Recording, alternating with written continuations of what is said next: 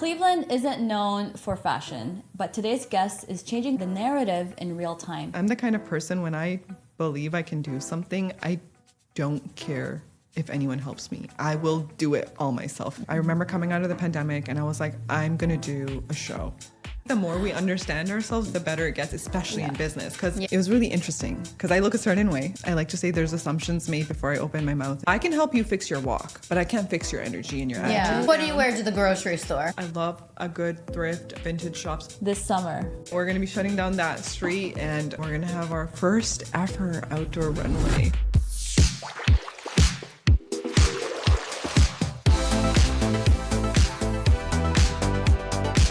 Hey everybody, welcome to another episode of the Unfiltered Brew podcast. I'm your host Nora and I'm here with Her co-host Katarina. So Cleveland isn't known for fashion, but today's guest is changing the narrative in real time. She is growing the creative economy through fashion in Cleveland.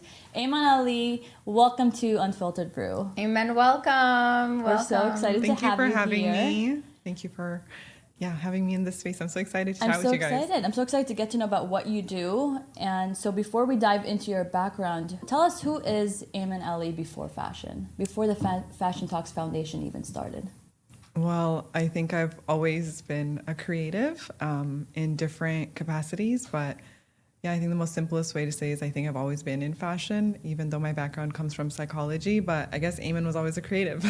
I love that. And how did you find your way to Cleveland to start the Fashion Talks Foundation? Tell us more about how you started the Fashion Talks Foundation. Yeah, for and sure. your journey, Where it all coming. started. Yeah. I'm going to give you the short version of a long story. So I'm Canadian. I grew up in Canada in the Toronto GTA area, and I was a psychology major. I fell into fashion while I was in school. I started volunteering and going out to designer shows, and the Toronto fashion industry was really on the rise back then. We were still really ahead of, I think, the industry at the point of us, that was 10 plus years ago, but I ended up snowballing into fashion, and I still loved psychology. I wanted to study fashion psych or organizational psych, didn't end up happening, so I went into developmental. So by trade, I guess you could say I'm a behavioral therapist. I worked with young children with developmental, physical, and many other disabilities. And on the side, I would just volunteer in fashion, and it just really grew. I ended up leading teams of all different types. I ended up becoming one of the youngest runway show producers, and then I was traveling in Toronto, Montreal, and Vancouver producing these large-scale fashion events around business, fashion, technology. And you all learned through just volunteer work. I just networking on the side. Yeah, I was just, me and my friends would message designers and be like, "Do you need help backstage?" And they always need help. They would be like, "Yeah, come." And back then, the industry was still growing. We were not as big as Toronto is now in terms of our fashion, but it was still big. So I feel I started networking with a lot of people, and they just kept seeing me, and they were like, "Oh yeah, you're the girl that I saw at the last show. Can you help us with this? Do you have volunteers? Da da da da da." And I loved it. And what I was studying in psych was really heavy. I'm a really empathetic person, so it was a lot of emotions working with young children like that. So I loved fashion. I never thought about it as an option or a career. Well, especially coming where we come from, as Middle Easterns, right? It's not something they push you towards, right? As a creative. Yeah, and the joke is if you're South Asian, Middle Eastern, you got four options: doctor, lawyer, engineer. You're very limited. What you want to do. I get that. Yeah, and I worked in a hospital, and I did love it. I did love it, and my stuff in fashion really grew, and that's when I moved to Cleveland in 2018, around then. What was that like? Because it's it was a culture shock, right. if I'm being honest. Toronto is very large, very diverse. You can compare it to New York or Chicago. Cleveland, I like to say, is a mid-sized city with big city energy, but it's not exactly a big city. So when I first moved here, I had never been Why here. Did you move to Cleveland? I got married. So I moved to Cleveland because my husband was living here, and I had never really been here, never done my research. And so I remember the first time I got here. Across the lake. Yeah, I know, but I never thought about it. And I remember Googling Cleveland Fashion Week. Yeah. I was like, is there a creative industry here? I was so new. I had no friends here. I had no connections, nothing. Yeah. I just picked up my life and I was like, yeah, I'm going to move. So you were already established. How did that feel for you? Yeah. It was a shock. I was not I don't know what I was thinking. Yeah. So at that point, before you moved to Cleveland, what was established in Toronto? Everything. Like I was working at the hospital, right? I had started my own PR company in Toronto. I was also working with like every major like fashion event that was happening. I was flying to the different cities to do those. So I was like full, like I had a podcast actually. Did you really? Back then? Yeah. I was doing And did all you the have a things. team working with you? I worked Were with you many at that different point teams. monetizing? Yes, I was. So I had somehow become an influencer as well because Instagram was like Just really starting, yeah. getting popping off at that point, and I was getting invited to like events and the malls and shows, and I was getting paid, and I was like, wow, they're paying me to shop. Yeah, like this that's is really new, amazing. you Yeah. know. Yeah. I remember the first time like I did like a sponsored collab with one of our malls. I was just like over the moon. I was like, oh my god, like they're gonna pay me This is to where do the this. Like this is still very economy's like going, yeah. new. But again, I took it seriously, but not seriously that I would consider like a career for the rest of my life. I truly did enjoy what I did in psych. And when I moved to Cleveland, I didn't do much research, which of course I know I should have, but I saw that we didn't have the same like foundations for a fashion or creative industry, or the ecosystem wasn't there. And there was a hospital at every corner. So I was like, okay, I guess I'll work in a hospital and I'll just go back home to work in fashion. And this was pre-pandemic. Okay. So that's kind of what I did. I started a job at a hospital here as a behavioral therapist, and I started networking in Cleveland lightly, and I was meeting some were really you great still people. traveling back to Toronto to do your... Yeah. So producing up until shows? the pandemic, I would go back to do like the shows because they were only like a specific week in the year. You know, like Fashion Week is like a Right, week. Or okay, certain okay. shows had like, hey, we're doing these 3 days in May every year, whatever it was. So it wasn't too hard to do that. And because I was meeting such great creatives here, I would be like, do you want to come work with me in Canada?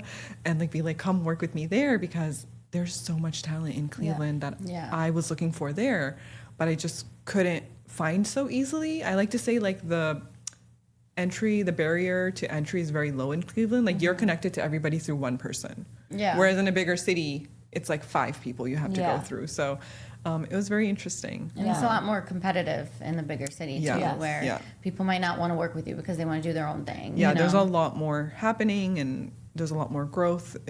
But yeah, Cleveland was a lot like faster to network and find people that were really at like Willing to amazing get- right. photographers that I'm like, you've never shot a fashion editorial, you just do weddings. Like that's Wow. crazy. I mean, that is a lot. You yeah. know? That's kind of like what a lot of photographers do here is It weddings. was wedding, yeah, and the models mostly here weddings are yeah, mostly yeah. for catalogs or wedding shows and stuff like that. And I'm like, oh my god, you would kill it in fashion, right? Yeah. So I was like taking creatives, and in the meantime, I really didn't enjoy the hospital job I was doing here. Yeah. It really was not bringing my soul Yeah, any on joy. fire, yeah. And so I thought about quitting, and I was like, okay, let me start something of my own. I didn't know what it would be back then. I just wanted to do like a small women's panel because I had met such cool women. Yeah. And I kid you guys not, I quit, started talking to a venue, and the week COVID they were happened. confirming, we went into lockdown. So lockdown happened. What did you do then? I pivoted like real hard. I didn't have a job. I couldn't do events in person. I couldn't meet people in person. And so I don't talk about this often, but I still do have this. I have a bookkeeping and accounting business, and that's what I pivoted into because I realized a lot of the women I was meeting in business pre-pandemic were not comfortable talking about their numbers, which is a whole other tangent that I Right, a can whole go other off topic. on. But Yeah. like, did you have an accounting background? No. So my co-founder had an accounting background Okay. and was doing the business in a way where I was like, oh, I don't think you're not really appealing to the women in business. Like it's very male centric. So I was like, let me come in, let me do it, let me change it up, let me make Let's it more rebrand. comfortable, let's rebrand and see. And it worked out. And was it good traction there? Yeah, it worked well. We help a lot of small to medium businesses, especially women who like just don't want to go and sit in front of a guy and be like, It's what does this intimidating. I mean? send my Yeah. sister to the accountant till this day. I Yeah. don't go sit with an accountant. Yeah, that's what I'm saying. And that's not fair because we should know our numbers. It's Yeah. not hard. It's not as hard as they make it sound. And most businesses fail because of their numbers, period. Yeah. Like you Yeah. don't Yeah. last more than 4 years. It's usually a bookkeeping issue, right? Yeah. So I think trying to help That's very that true, yeah. was kind of my focus in the pandemic because it was something I could do. But I was still networking with people virtually. And as soon as we came out of COVID, which Cleveland recovered faster. Yeah. I was like, I'm going to do something. Like, I just felt like Yeah, the you're need. like you're called. Yeah, You're I was like, called to- either yeah. I Get me have out to of do here, something. yeah, or I'm moving back to Toronto. And I'm sure during that time, You know you what? were I didn't even brainstorming, know if I could go back home because the border's shut. So in yeah, my that's mind, I was like, true. oh, like before I was like, oh, I'm in Cleveland and I'm in Toronto, right? But now I was like, oh, what if I can never leave? Right? We didn't know what was But happening. I want to Yeah. know, like, how did you stay afloat? Because, like, I can relate to the culture shock coming to Cleveland from the Middle East, from Kuwait, high fashion, fashion forward city, unlimited opportunities in fashion and the creative world. And then I went through that when I moved here. And even though, like, I didn't go into fashion, strictly engineering school, I was mentally It's a just lot. down, like Yeah. mentally down, because I couldn't relate to a lot of people here. So Mm-hmm. how did you get out of that mindset?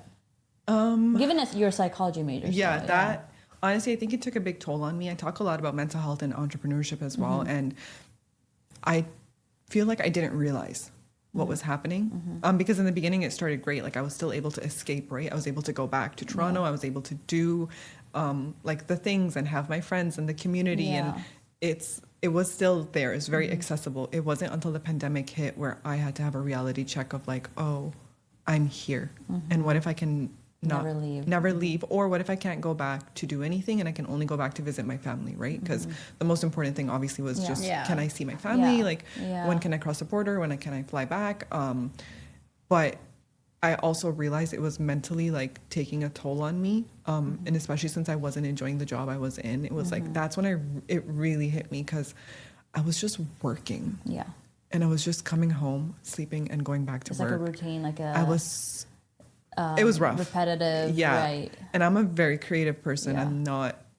It would like kill your soul. Yeah, it Essentially, did. That's right? what I said. My soul I had no joy Yeah. in that, and so I was looking for an outlet, and it took a lot of like mental strength and like just accepting that okay, I'm going through a hard time. Like I have to find people. I have to connect with people, especially as someone who's like an extrovert. I'm like an extroverted extrovert. Like, Are you really? I am Okay. so extroverted. So I'm like, I thrive around people. And yeah, I love And my you feed like off me people's time. energy. Yeah, but it was rough because how do you make friends or connections when you come to a city that's not as big as what you're used to and you're not in school and you're not working anymore, right? Like where do you go? Yeah. And I also like don't drink. Right. You And don't, we have a lot of like bar culture. Of So I course, can't do that course. either. So I'm like, okay, So where what do I did meet you people? do? So what did you do? I met people through like Instagram, or they found me because I started posting. So you were active on social I media. was active on Okay. social media. I already had kind of a following from Canada, which was a whole other thing. Like Yeah. now I had to convert it into an American following because no one wanted to Yeah, work with me right. because I was in America with no Canadian. And I think is Yeah. Toronto more diverse in terms of the Middle Eastern culture there? Yeah, I would say every culture, like South Asian, Middle Eastern, Eastern European, Yeah. European, everything. There's so much of. We're a huge population. A lot of people don't realize how big Toronto is. we are. Yeah, even compared to New York, I don't know if we're larger, but we're definitely more diverse. Like it's Okay. crazy. You can find anything you want. The joke is, I always say, go to Toronto for the food because you can find any kind of food at like 2 a.m. Really? Yeah. Yeah, we still struggle with that. Yeah. I've never been to Toronto, actually. Oh, I'd you love guys to would go. love it. Yeah. There's a lot of third spaces. Let me Yeah. put it that way. There's a lot of community third spaces where you can go and organically meet a lot of other people. There's a Yeah. lot of like young social clubs or groups. And so when I moved here, when you're new to a city, you don't really know until you figure it out. So Right. it was kind of rough for me to be like, well, I'm interested in these things, but I don't really see these things here. So who do I talk who to? do I talk Yeah. to? And so I had like another small like business in the beginning. It was like a small jewelry brand, and I would do like vendor opportunities with that. So I could like I met a lot of people through that, and just again, people found me online and would reach out and be like, "Oh, you're in Cleveland. I saw you going to this thing, or you Yeah. posted about this. Like, I'd love to meet up." And I met a lot of my early team because of that. It was like I met someone, they recommended someone, they followed me, they DM'd me, we met for coffee. It was a lot of that. So took a while. So talk us through your very first show that you produced in Cleveland. So our very first show was in 2021, right after the pandemic. I remember coming out of the pandemic and I was like, I'm going to do a show. I don't care. I was like, I don't care if it's going to work or not. I'm going to do it. And I'm like, either it'll work because it's never been done the way I want to do it, or it's not going to work because it's never been done, right? Like, what side am I on? So what I did is I had met a lot of people. Like I told you, I was networking beforehand, virtually and in person, and I reached out to these people and I was like, do you want to be like my model coordinator? Do you want to be in charge of photography? Like, do you want to help me with volunteers? Can you help me with the website? Like, I just reached out to these people. How were you compelling or attracting these? Were they strictly I had volunteer? a vision and they believed in me. They believed in the vision. And it was strictly volunteer work, so unpaid. Like, when I look back at it, I'm like, wow, like they had a lot of faith in me, because it was a group of like 7 or 8 people. They didn't know each other.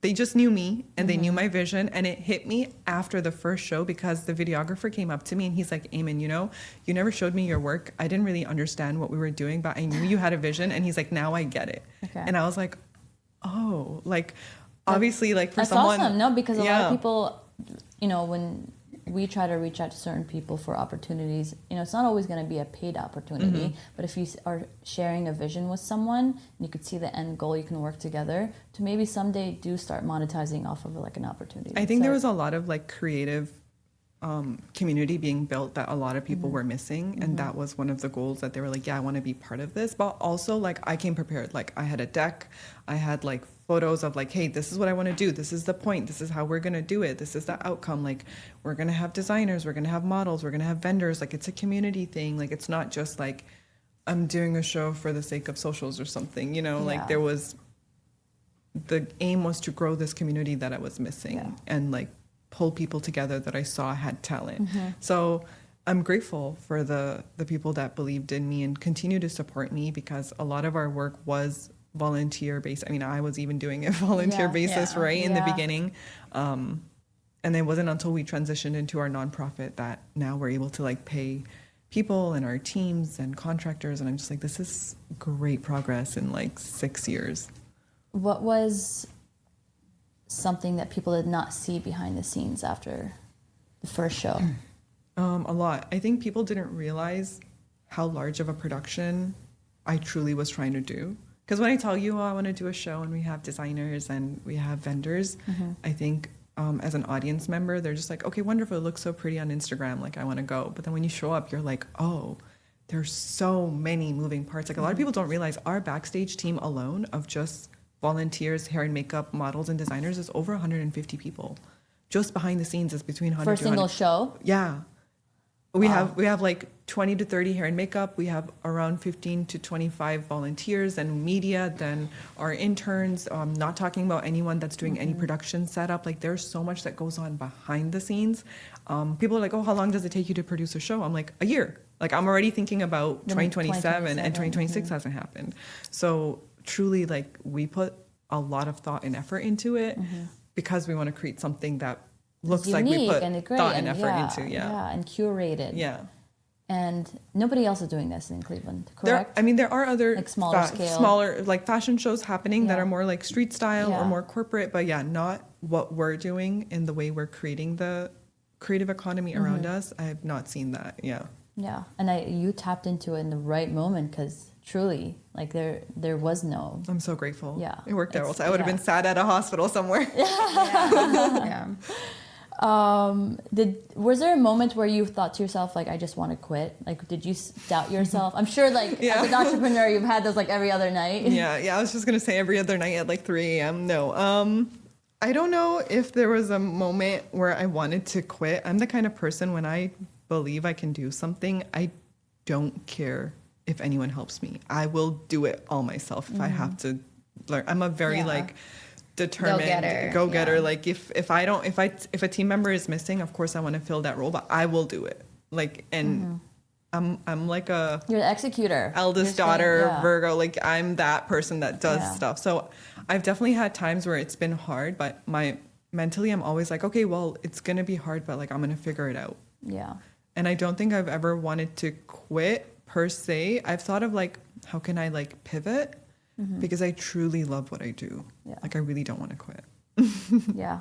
No, it's amazing. I'm sure you're influencing so many different people's lives. Like, you're building this creator economy, like you said. And I'm sure it's great to hear feedback from people that have been impacted through like our programs or our runway or just even working with us and being able to connect with others. I think it's really great because I'll get like messages and they'll tell me like what happened or Yeah. who they met, and I'm like, oh, I love this. Like that's the goal. Yeah. Where was your first fashion So show? my first show was at the Madison.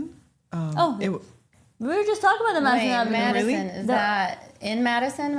Madison venue? yeah, the on venue. the east side. Yeah. Oh my God! Wow. They were like new. Shout out to as well. Daryl. They were Do like you know new. Daryl? I That's think the guy so, that yeah. runs it. Yeah. They were kind of new-ish Yeah. back then, and like I remember walking in and being like, "Okay, I have this idea. Let me show you my deck, and like, can you give me a Stop. discount?" Like, I was like, "Please, like, this is my idea," and they loved it. And so first show was at Madison, and then year 2 was really pivotal for us because we went to the CMA, so the Cleveland Museum of Art was Okay. in the atrium, and that was my year 5 plan. And after It was that, at year 2. yeah. And so after year 1, I was like, let me just talk to someone at the museum. Let me just see what we can do. And I would have never imagined it. And so year 2 was our largest show ever. We had like over 600 people seated. We packed out the atrium. Like people still will stop me and be like, you're the fashion girl from the museum show. I'm like, yes, that's me. Like that's literally That's like incredible. how I'm known. So it was incredible. And that's when I hit like a, not like a quitting point, but like a wall because we grew so fast and we were a regular business Yeah, back you then. reached your 5-year Yeah. goal in 2 Yeah. years. We had like, who's going to fund a business for something so niche that they don't Yeah. understand? And that's when I started looking into us being a nonprofit. And so year 3, we went to Severance Hall, Yeah. which was beautiful. Year 4, we went to, there's our magazine.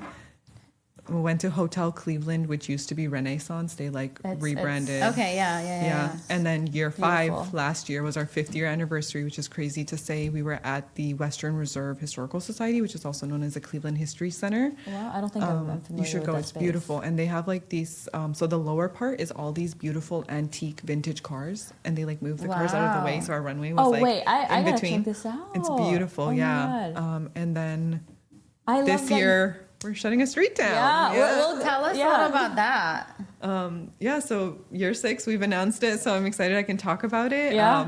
I've kind of had this idea for a while, but I think I got comfortable doing indoor runways, and people would always ask, like, can you do it like outdoors? Would you do it in a park? What would you do? And in my mind, I'm like, no, if I do it outdoors, I want to shut a street down, especially under the chandelier. Because the first time I saw the chandelier, I was like, oh my God, how cool would it be to have like Yeah. a show or something under Yeah, here? and for course, those yeah. listening, it's the ginormous chandelier at Playhouse GE, Square, the yeah, GE chandelier. It lights up the streets, absolutely stunning. Yeah, so- yeah, you're shutting down the We're street. shutting down the huh? street. We got a permit. We're going to be shutting down that street, and we're going to have our first ever outdoor runway. So, This summer. yep, June 7th, first Sunday in June. And is it open to the public, or do people have Yes, to purchase so this tickets? is- How does it work? It's going to be a mix, so this is going to be very different for us. So traditionally, you have to purchase a ticket to get like into the venue, and we have our vendor area, VIP area, photo booths, all of that, all the things that we do. So this year, because it's on the street, we're opening it for public access. So basically, you need a ticket if you would like to sit under the chandelier to watch the show Okay. in a seat, okay. but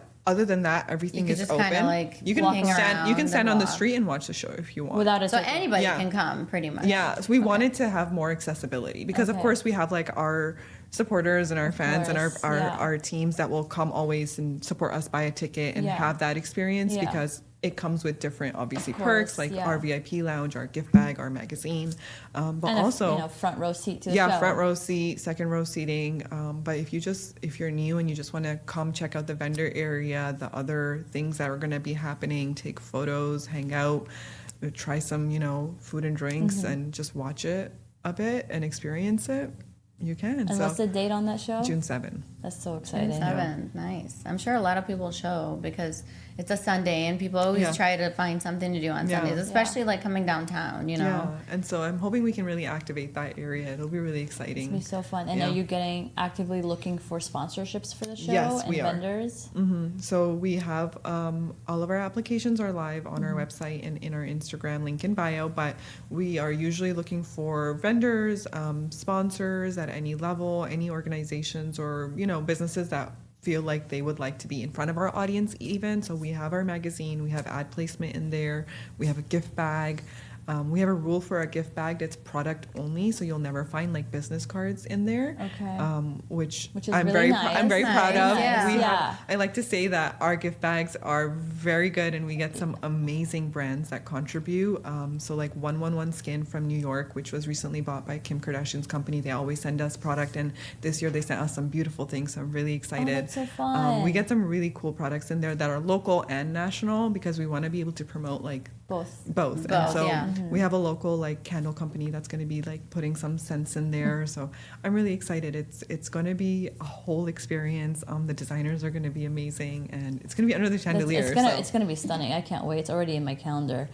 But let me ask you this, because I don't think Cleveland hasn't done anything like this, especially on an outdoor scale. How receptive was Cleveland to this idea? How easy was it, or how hard was it to get this idea through the city of Cleveland? I think it was a mix. I think there was a lot of struggle on the back end of production because people, like, I'm coming to you with a crazy idea, right? Like, I'm walking into a wedding venue and being like, I want to do a fashion show. I don't need alcohol. I don't need food. Exactly. Yeah. That's all they want. That's where I was going with this. Exactly. Yeah. And as a Middle Eastern woman, a Muslim woman, what was the reaction? What was the first honest, unfiltered response you got when you threw that idea out there?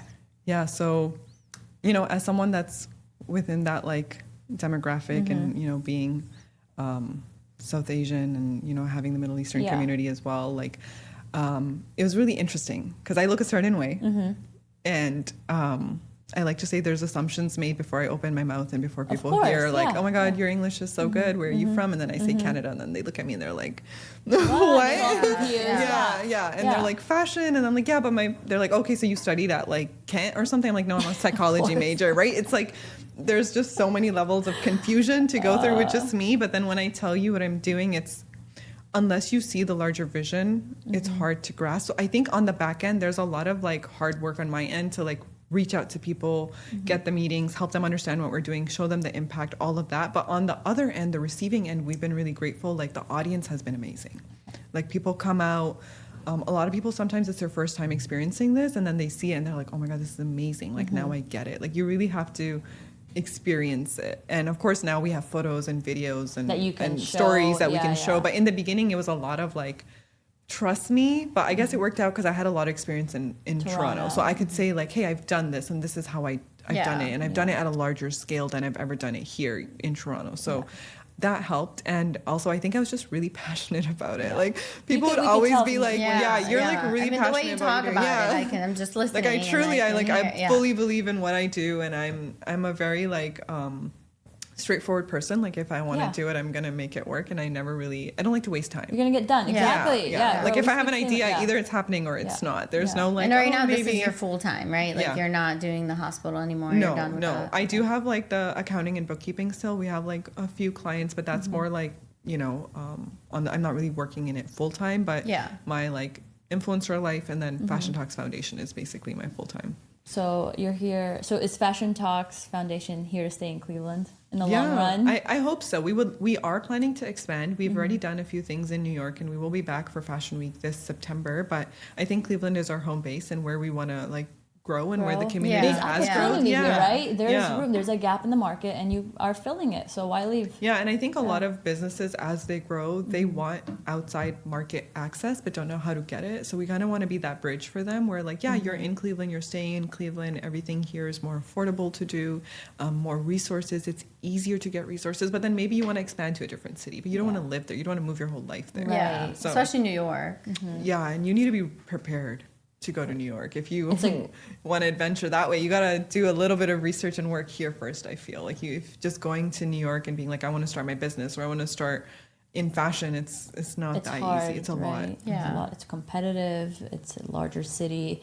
And it's like a very like aggressive nature versus here. I feel like people are a lot more receptive to a new idea, a new business. And I don't know if you've experienced that coming from Toronto, but do you feel like Cleveland overall does support the small business venture ecosystem? Yes, and I also feel like our ecosystem is a lot younger. That's one thing I definitely noticed when I moved here. Like a lot of like the coffee shop owners or boutique owners or venue owners, everybody was young. Yeah. Like, you know, like very young. Whereas in Toronto, everybody was much older, like Mama 60 pops, plus. yeah. Right. Whereas here, I'm like, oh, there's a lot more young energy. People are more open to ideas and collaborating. And we have like a different energy. I like to say we have a lot of potential. Yeah, I agree. Yeah. Cleveland is definitely a place to be for sure. Yeah. So speaking of shows, what's the most like chaotic moment you've ever had to deal with during a show? Oh my gosh. Her meltdown. I'm a very calm person. I want to know what happens 10 minutes before a show. I want to. I think we've always had like, it's fashion. I mean, there's not a lot of drama. I like to say we avoid all drama and we have great backstage team, but there's always stuff that happens, you know, like I think the year we did CMA, so we had the largest amount of models. There were like 75 to 80 models just for that show. That was our largest show. Was that the one at the Mix? At the Cleveland Museum of Art. Yeah. On like I think I attended that one. How many did you have at the Cleveland Museum of Arts? Just one. That big I was one. there. That was our most iconic one. You know, like the doors there in the atrium, there's doors that lead into the gallery. Yes. All those models were standing in that gallery. Full makeup, hair, outfits. And I was like, nobody touch any of the paintings. I was like, oh my God, guys, don't touch anything because then I'm going to have to, like, cancel that's the going show. to be like, disastrous. Did you have somebody from the Museum of Art, Cleveland Museum of Arts, like over your shoulder, like, don't let them touch this, security. you can't So be their here, their security was there, and we're literally in this narrow hallway and like all around, and I'm just like, no one lean on anything, no one touch anything. And my hair and makeup team was like, we need to spray the hair. I'm like, no, like take them outside. We made like a little corner that you couldn't see behind like the like stage we had set. And they would take them in the corner, spray them down, and then they would come back. Where was makeup done? And where were they getting ready? So we did hair and makeup. So what we do is we do our hair and makeup like earlier. They start at like 7 a.m. They're like early. Off and then location or that one was offsite. So that one was really difficult because not only was it offsite, we had to transport everybody to the CMA, but like, you know, just touch-ups. We couldn't do them in the gallery. They had to be in the atrium. So we had to like make a spot where they could like touch them up. So logistically, it was just really crazy. And then, you know, there's always like, where's the one model with the outfit that's missing, you know? So it's fun when you look back at it. And I feel like I'm always prepared, but I have to warn my teams, especially like the newer team. I'm like, okay, guys, trust me, it's going to be chaos, but trust me, it's going to be okay. Yeah. Like, well, we love a calm leader because she ain't one. I'm a very calm person. I think that's what my psychology and working with children, that has really like truly, I'm like, sometimes I'm like, I'm too calm. Like I need to be more reactive, but it helps. Yeah. In those situations, I think you do need to be calm. I had a breakdown only in year one and never Tell again after that. Never again. I was just panicking because like everything had come together and I just remember the doors opened at the wrong time and people in Cleveland come early. No one told me this. And so yes, it is a problem because I run on I'm never too early. Listen, I'm always late. Oh my God, me too. I'm always on like South Asian 5 more minutes is really like 30 Larry minutes. knows. He's like laughing in the back. My interns know if Aimon has a meeting at 12, she's showing up at 12:05. And it's like, I can't control it. I'm just like a little late. But you know, when you're doing such a large production for the first time. Did you know that people that run later are to live longer? God bless. I hope so. Yeah. God bless. We're gonna be here for a while. So what happened was the chairs, when they put them down, we have a specific order. It wasn't done in that order, so we had to reorganize the chairs. But while we were doing that, people started coming in, and I was like, "Why are the doors open? Why?" Like, and I like was panicking because there was like so much, right? This is my very first time. So much pressure. So much pressure, and I was like really young, obviously, like early, like I mean, I'm still considerably young, but I was like, you know, this early 20s, and this girl who like didn't know anyone. I was doing this thing by myself, and you know, some people had told me like, you're not going to be able to do it, like straight up. Like there were some people who were very discouraging. So for me, I was like, I need to prove myself, right? Like I had people ask like, oh, can we partner with you at like a business level? I was like, no. I'm like, this business, I want to prove to myself that I can do it alone and I can bring this vision to life. So I remember me just being in the back, like panicking and like having a breakdown, and like my husband was like, just take a deep breath. And one of my interns was there, and like I'm a very like, you know, calm and like, and she's just looking at me, and I'm like, it's gonna be fine. I just need a moment. Just a moment to regroup. Never had a breakdown after that. When you're looking for like models like this, like you were talking about, what do you look in someone? How do you know that is the person for the So show? we do our own model casting in Cleveland. We do 2 in person and 1 virtual to give more people opportunities. And I tell them, I'm like, I don't care if you've never walked a day in your life. I care about your energy, whether you're a professional model, you're new, you're short, you're tall, whatever it is. We want body diversity. We want people diversity. I want you to come and I want you to show me the energy, because I can help you fix your walk, but I can't fix your energy and your attitude, right?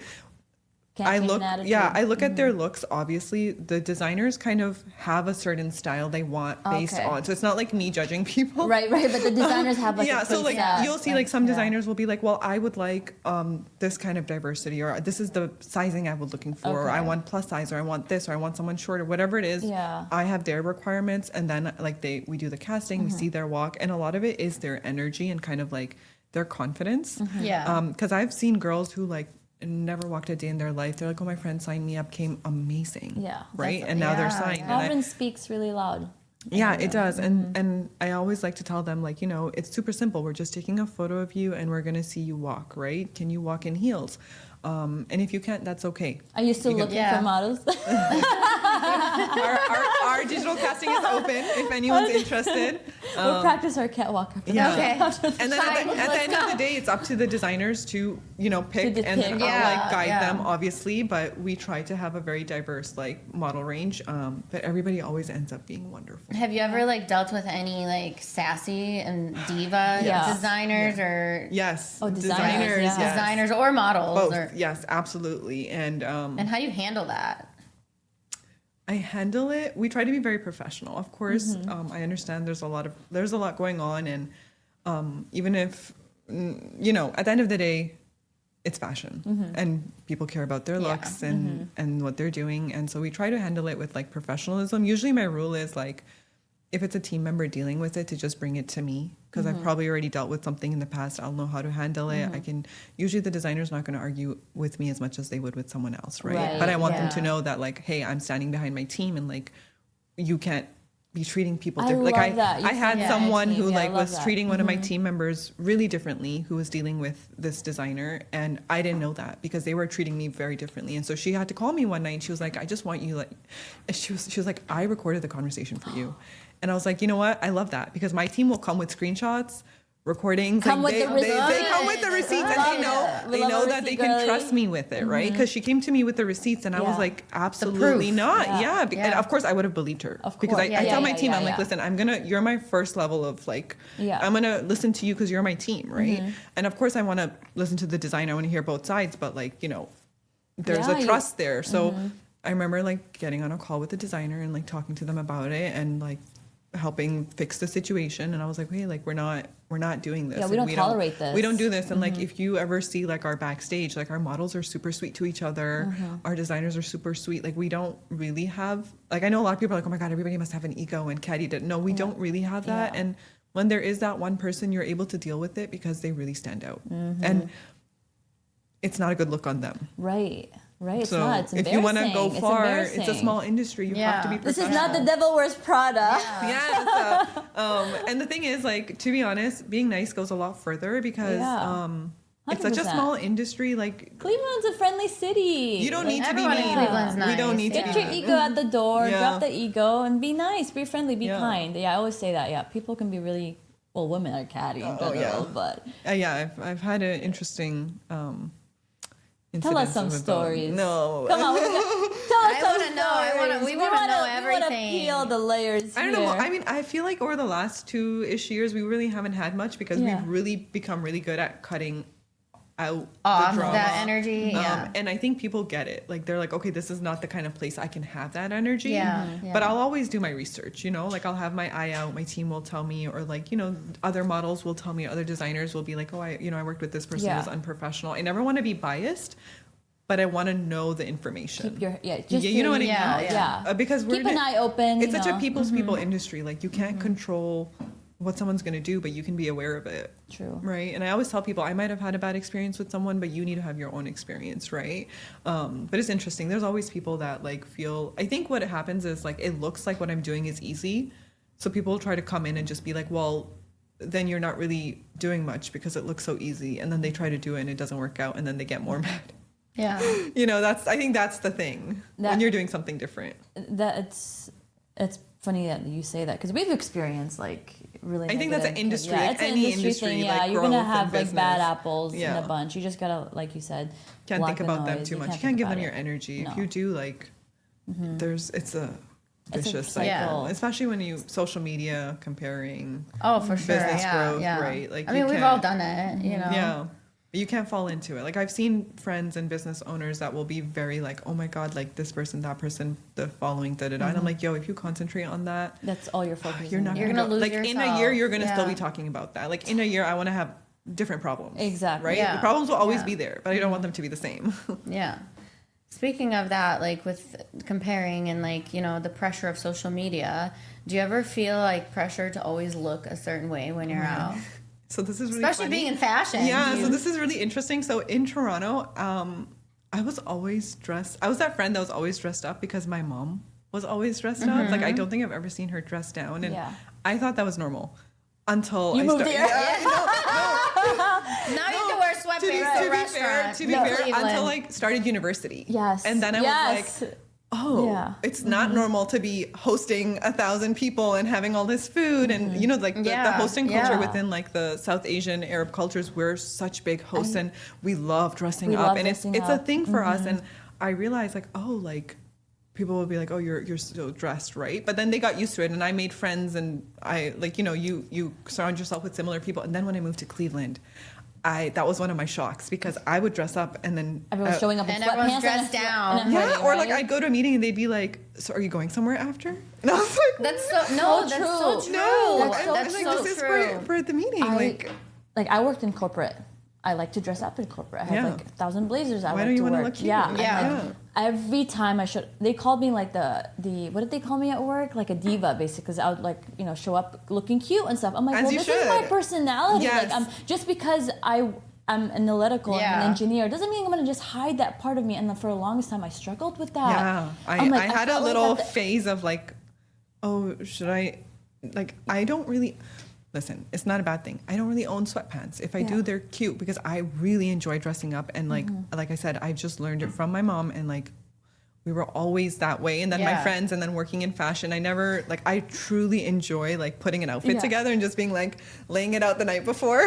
My sister, Aya, if you're listening, you heard her. She doesn't own a pair of sweatpants. My sister, Aya, she, like, my mom, like you said, your mom Is always she a dresses up sweatpants freak? Aya?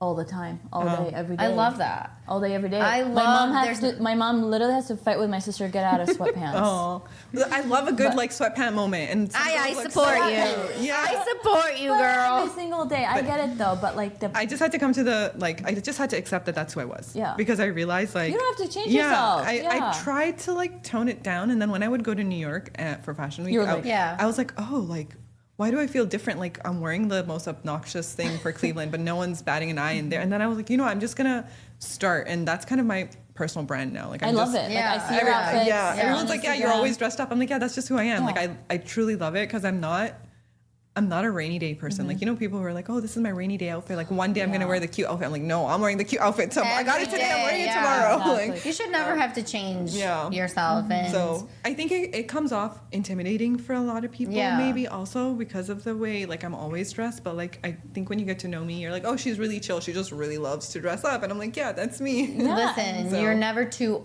overdressed. You could be underdressed, but you can never overdress. Yes, Exactly. As I like to say, stressed, depressed, but well dressed. And you know what? Like for the longest time, like we all go through waves of emotions during the month Yeah. as a Yeah. woman, Yeah. right? But I swear to God, the days where I get up, even though when I'm feeling like really low on the inside, when I And get you up and do dress my up? hair, do my makeup, I'm like, oh, It I makes you feel I so feel like a new good. person. I'm all better. And just fake So- it till you make it. Coming from like a psychology background, there's like a lot of studies done Uh-huh. on that topic of like if you dress up, it actually changes like the way way you your think, brain works. the way Yeah. your brain works, your confidence. Your confidence, your self-esteem. Yeah, because they did these studies with these students. So basically, they had two test groups. They gave them both the same test paper, but for the second round, they told them to wear a white lab coat, but they didn't say what it was. They just said, wear this coat. Okay. And because it looked Okay. like a doctor's coat, everybody's test results were better. Are you Stop. serious? And it's And they cra- weren't doctors. No, they were Oh. just, it was just regular testing. There's that's the studies out there. crazy. Like, if you want to come with all the psych, mental health stuff, I will be like a whole other podcast about it. But like, there's so much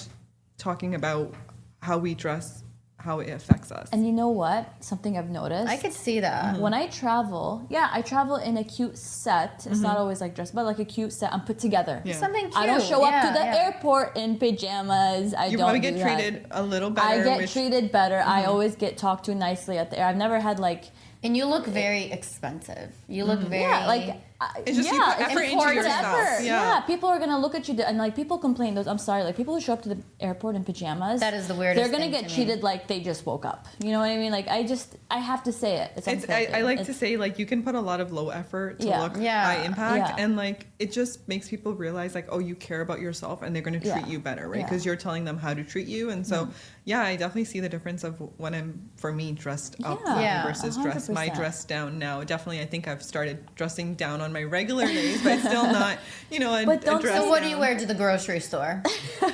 this. Oh yeah.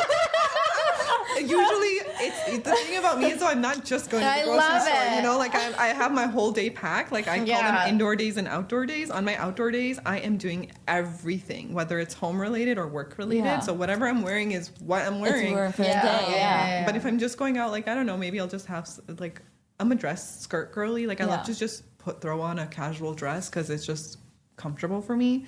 Do you plan outfits like the night before, or do you just wake up? Yeah, she says she puts them Yeah, out on it depends. bed. If I'm doing something, then I'll usually be in my mind, like before I sleep mentally already, I'll be like, what's in my closet? Like, what can I wear? Where Like, do you just- shop? Tell me, because I'm struggling in Cleveland. Where do you shop? Okay, so the funny thing is, I actually don't shop a lot. We repurpose. So I'm very strategic with my shopping. I do a lot more online shopping now because I feel like in person it's a little bit more hard for me because I do dress modest. Yes. So that's, something Yeah. that Yeah, I of have course, to always think yeah. about. But I go for a lot of Turkish brands. There's a lot of very Okay, I could popular see that. Yes. like Turkish brands that like, I mean, the Turks are very fashion forward. I've been to Yeah. Istanbul. Oh my God, high fashion stunning. city. Love Yeah. it. You can find high end, low whether end, you want middle- yeah, modest or yeah. non-modest, I feel like the quality of the fabric I'm getting for the price and the shipping now is usually within a week, so it's comparable to any other major retailer. Where do you find these stores? Yeah. Just like a Google Honestly, I search? follow a lot on Instagram, and when I went to Turkey, I started following a lot. Okay. And so Instagram helps, but like I try to look for like the smaller like boutique type ones that usually the quality will last you longer because I have Yeah. pieces that I'm not kidding. I have them from my Toronto Long- days, yeah. and you can't tell that I didn't. Yeah.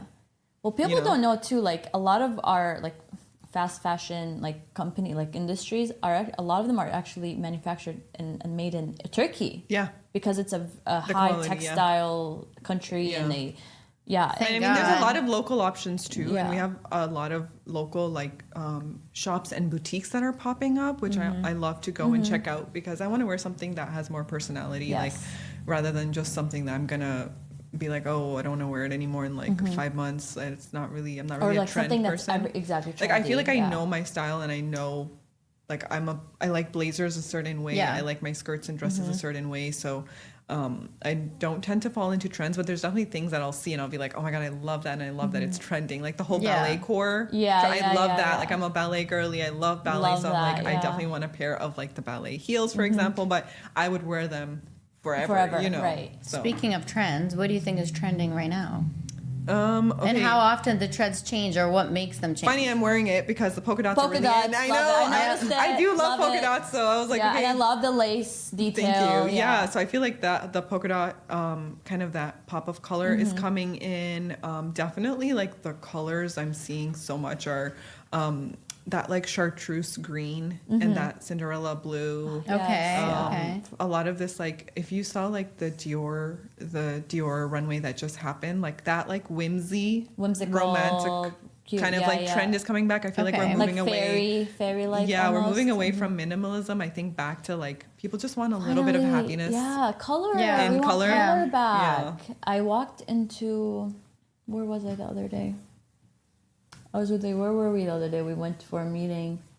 The apartment complex, that new one, Skyview. I'm thinking. Where Tim lives. Yes. Skyview, Second the you- Phoenix coffee Where is shop. it? Phoenix Oh, okay. coffee shop. Oh my god, you just walk in there and you're just it pretty? It's beautiful and it's all color, every single color. Oh, And it's like Miami very loud, style. very Yeah, yeah, yeah, abstract. yeah, yeah. I love that. I'm like, God, it really like fed my soul. I was kind of tired of like just minimalism, and I'm a minimalistic person. I would say at home, like minimal color, but now I'm just like I'm trying to bring color back. Yeah, into I feel like there's my so much life. happening, and people are realizing they want a bit more Yeah. like creative whimsy and like Yeah. Like I color. also got tired More of every zing. single Yeah. like other person on Instagram showing me their apartment and there's nothing in there. It's just creams. Or like a lot of people, I feel like they're just looking the same at some point. Yeah, it looks like all the there's same. like a Midwest uniform, you know. Yeah. And I'm I like, think rose gold is also coming back. Like when the it comes brass, to houses yeah. and Yeah. like bathrooms, Mixing and metals and mixing, stuff. Mixing yeah, yeah, metals, yeah. it's okay. Yeah, I feel like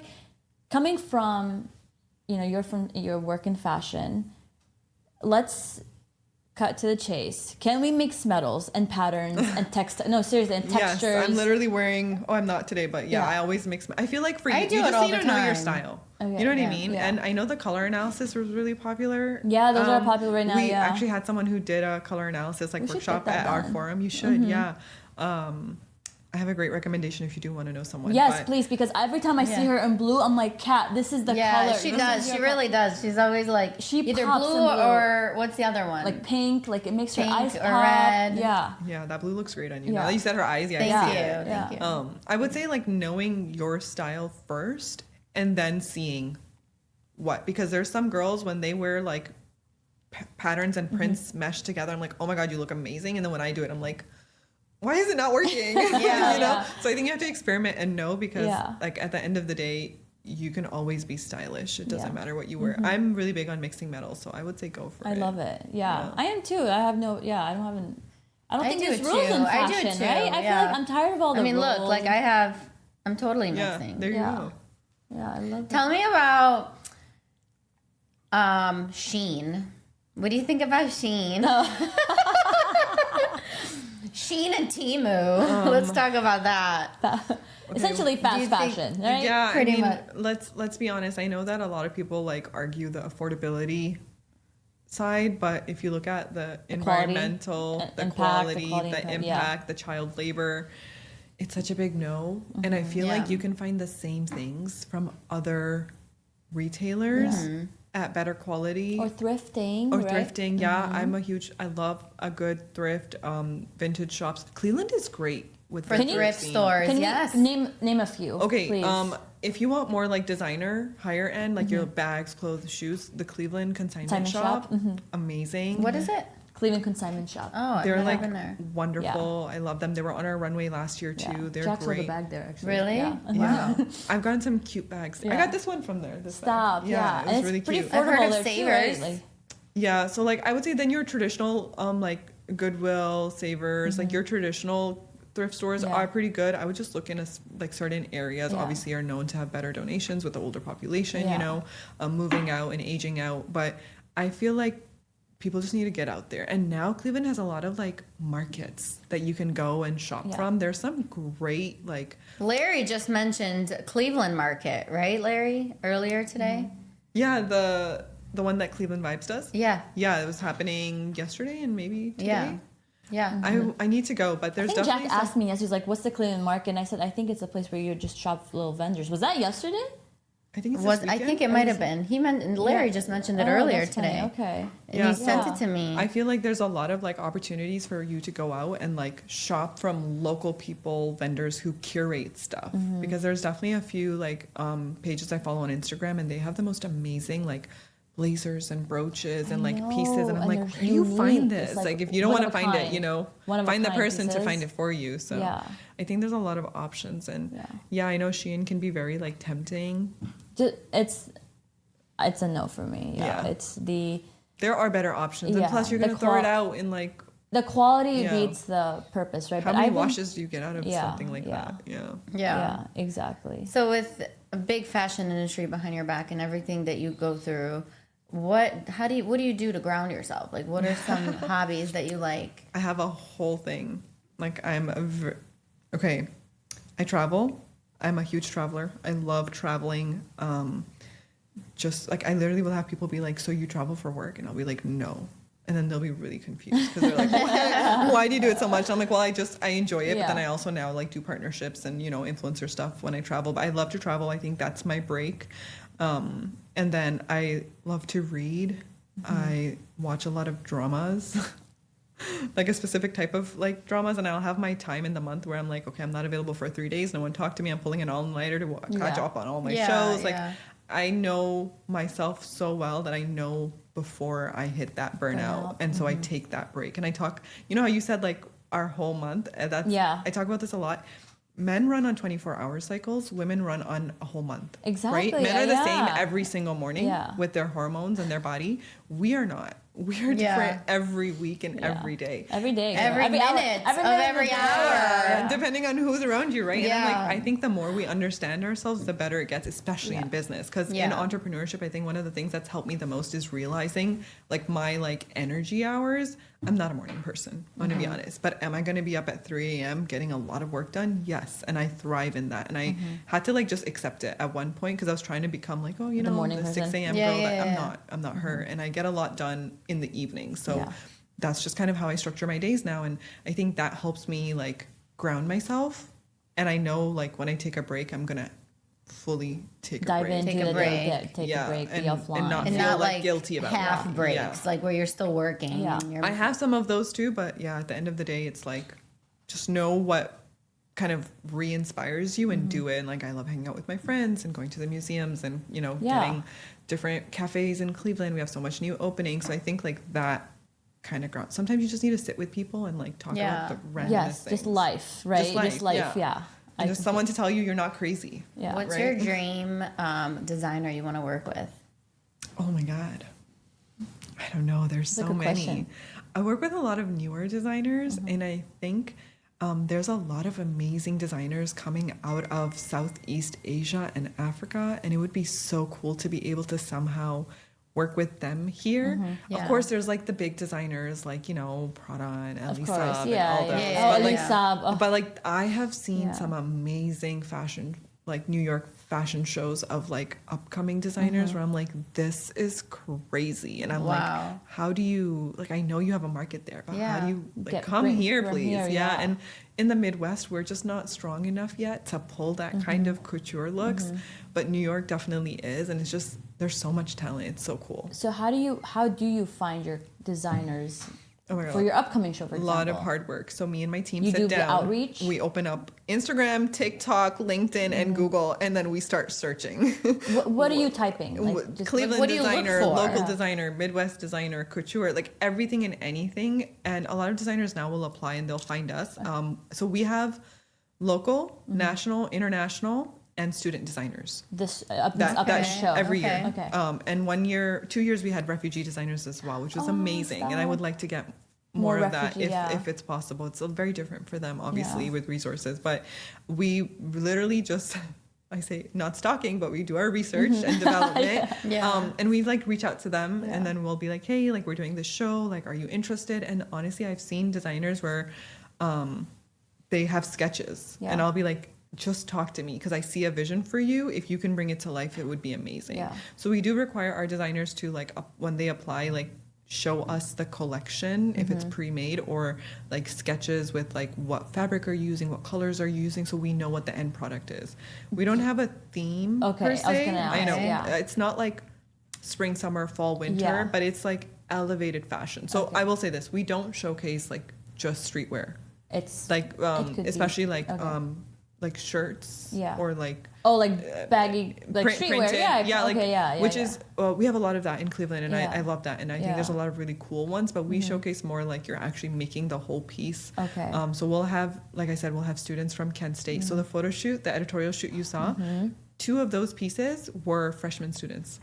What? That looked like couture. Wow. Yes, amazing. And literally, you know how I found one of them? I was at a meeting with my interns at Kent State because a lot of my interns are from there. This model in the outfit walked past the door and I was like, who is that? I literally walked out, pointed to one of my interns. I'm like, who designed this? And she went, she found her, got me her number, and I called her up and I was like, we need this piece. Hi, like, have you heard of us? And she's so new. She's like, I've never heard of you guys. I'm like, I need this piece for Wednesday. Can I please have it? And she's like, yeah, I can give it to you guys, but like, I'll show you how to put it on. And I'm like, please. And That's awesome. That's like, it's a lot of like keeping an amazing. eye out, because Yeah. with the students it's a little easier, because now I can like see like the graduating show, or like my intern, I call them my girls will keep an eye out and be like, Yeah. Aimon, there's this, like, I saw this collection that you might be interested in. But when it comes to local, I feel like we really have to kind of search or keep looking, or they might find us, so I always keep an eye out. Do you require like a minimum amount of Yeah. outfits or Yeah. like for So the you collection? can either do a mini collection or a full. A mini collection is a minimum of 3 to 5 pieces, Okay. and a full is 8 to 10.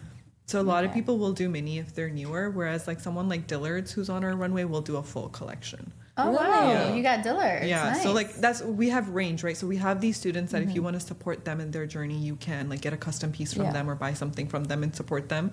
And then we have like the local, like a boutique or something, like, Yeah. Cleveland Consignment Shop, right? Yeah, That was so they're- different, okay. introducing more of that like thrifted, Yeah, thrifted like looks, yeah. pre-loved look. And then we have someone like Dillard's, because the one in Menor, Great Lakes Mall, amazing shoe selection. Oh my God, Yeah. yes. These I've are never from been- Yes, Dillard's. yes, The ones that they I'm wearing do. right Oh, now. stop, so So they have cute. some great Oh, I love that. Yes, they do. heels, and all of our like we have a ladies of influence segment That's so cute. on our runway. I'm like not saying properly.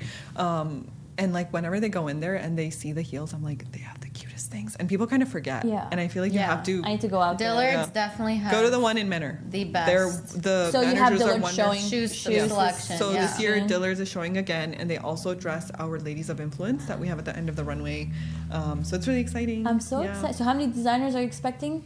Okay, so we are still accepting right Okay. now, but we're hoping for around maybe only 7. We're going to keep Okay. it tight this year, Okay. because we have our ballet performance, which this year will be done by the Cleveland Ballet. Okay. So our wow. show opens. Let me tell you about the show. So the show, yes, you come in. There's networking. There's our vendor area. We have a beautiful photo booth. We have multiple photo options. We have, little. It's not like food, but like you can go buy some baked goods from Yeah, a vendor yeah. or get like a little bite And all these tea vendors or are from something. Cleveland, surrounding yes, areas. all yeah. local. And when the show actually starts, everybody gets seated, and we start with a ballet performance. And so traditionally, we've always had like freelance ballerinas, but this year we're partnering with the Cleveland Ballet. That's so Wow. So under the exciting. chandelier, I just saw their Nutcracker show, so I'm gonna this go see past- Cinderella. Oh It's my coming up God. in May. I'm so excited. So yeah, we have the ballet performance, and then we open with our first designer, and we just go straight. All of our designers Yeah, show, yeah. and then we end it with our Ladies of Influence segment, which is where we pick 4 to 5 women in Cleveland who are just doing amazing things. They don't have to be in fashion, and they can be nominated. And so we've had some amazing women in the past. We do their hair and makeup. Dillard styles them with us, and then they walk the runway. It's like Wow, really cute. that's- oh my and then gosh, they I have can't wait. they get an interview, and we put their interview. So this is like, Do you have your? Oh, I know her. She's from. yeah, this is Lillian Curry yeah, from Lillian, Cleveland yeah. Foundation. We had, amazing people like Jen Valencic from Destination Cleveland. So like That's we interview them. amazing. We and like you they put them get as to spread in the magazine. Yeah, So how so- did you pick your women this year yet? we are picking right now. They have Oh not. Yeah. We have not reached. I love that you're showcasing other women too. This Yeah, just like that's goes, it was a really big thing for me Yeah. because it goes to show how you supportive you are amazing of the people. women community. And there were such cool women doing things that I was like, well, how do we How do we you on a- collaborate? How do we partner Yeah, up because you might and not want to vendor support each booth. other? Yeah, Yeah. And then also like I want people to know about other women doing Yeah, things. doing Yeah, things, yeah. exactly. So And that's you have the our- platform Women to do in so. power. Yeah, so that's Yeah. our Ladies of Influence, and then all of our teams walk the runway at the end as a little like thank you. So like our hair and makeup team will walk, our magazine team will walk, my interns will walk. I'll walk with them, and that's kind of it. And then people go back to like networking and meeting. Now they see the designer on the runway. Do you so they ever can go walk find on them. the runway, or are you always walk just with my behind? team, yeah. No, like during the show. Have you ever included Did you ever yourself? like model? Did you ever model, or are you just always behind the scenes? When I had my jewelry company, we would do a showcase for that, and then I would walk with the models. But like, no, I've never walked just me. I don't know if I need that. I'm not ready for that. That's okay. You run the show. Yeah, You run the I show, walk at the end. I exactly. walk at the end with the team. It's good enough. You're MVP of the show. Yeah, so that's like the full. So it's not just a fashion show. I always say it's more than that. It's really Yeah. building a creative community because that's where people network. If they want to within the industry, that's where other people get an experience that they might not have had a good night out with their Yeah, family. yeah. Our magazine is there, our gift bags, like vendors. There's just so much happening. We have a media pit. We Wow. have photographers and videographers there. Like there's just so many That things. sounds like yeah. so much fun. I can't wait for that. Cleveland needed that. Thank you for bringing that to Cleveland, Yes. bringing it to life. No, That I'm so seriously excited. sounds like so much Honestly, fun. yeah. I want to go. I'm excited for this year because I know like what designers we have confirmed so far, and they're really great. So I'm really excited. This is really exciting. I'm sure we've influenced a lot of people who are listening. Yeah, tickets will be out soon. Tickets will be out soon for June, so they're not out just yet. Okay, Yeah, so we keep an just eye, guys, announced it. out. They're coming out in the next week or two. We'll announce them everywhere, but they'll be out. And even if you're just coming for the free portion, we would like you to just register so that You know, a we head count. You want a Yeah. head count, Yeah. right? Yeah. Before we close out, where can people find you online? Yeah, so you can find us everywhere. we have a presence on every major social media, but if you look up Aimon Ali or Fashion Talks on LinkedIn, you'll find us, and you can Google us. And on social media, on Instagram is our biggest platform. So for me, it's Aimon.Ali and then _Fashion Talks, and you'll be able to find everything else through that. Thank you so Wow. much. Thank you for coming No, on. thank you for Honestly, having like me. I don't know much about fashion, but I learned a lot from you today. So thank you. People always say that. I'm like, and I'm listen. sure a lot of listeners have too. Yeah. You know, It's and- a little bit. It's a part of everybody's life. So Yeah, I love well, it. thank you for coming Thank on you. and talking to us. And to everyone listening, please don't forget to subscribe, follow, share. We are on all the platforms: TikTok, Instagram, Facebook, YouTube, everything. All the above. Thank you, guys. We love you and thank you. Stay tuned for another episode. Bye. Thank you. Bye.